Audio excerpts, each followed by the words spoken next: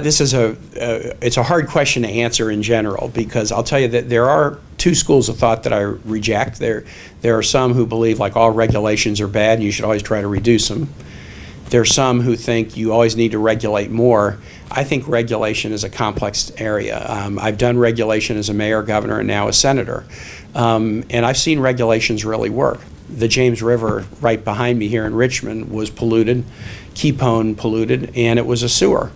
And the city was suffering as a result. The population of Richmond went from a high of about 230,000 down to nearly 190,000. And I think inattention to things like the river was part of that. Well, the Clean Water Act has helped us clean up the river. So now it's, festivals and whitewater kayaking and bald eagles and blue herons and triathlons where people swim across the river. And we treat it as our front porch, not as our sewer. And that's seen the population of Richmond grow because it's an asset we're proud of. So I also remember very well when I was governor, I had to impose some strict regulations on the harvesting of crabs in the Chesapeake Bay for 2 years because the crab industry was plummeting.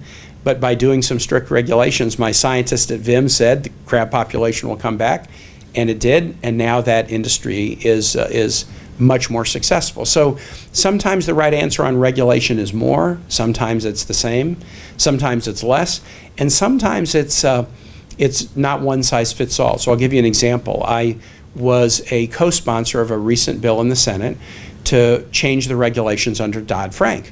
Every bank in the country needed to be more regulated after the fiscal collapse, but a problem with Dodd-Frank is it kind of put a little bit of a one-size-fits-all extra regulatory burden on banks when the actual regulation of banks should be more tailored based to their size and to the risk of their activities.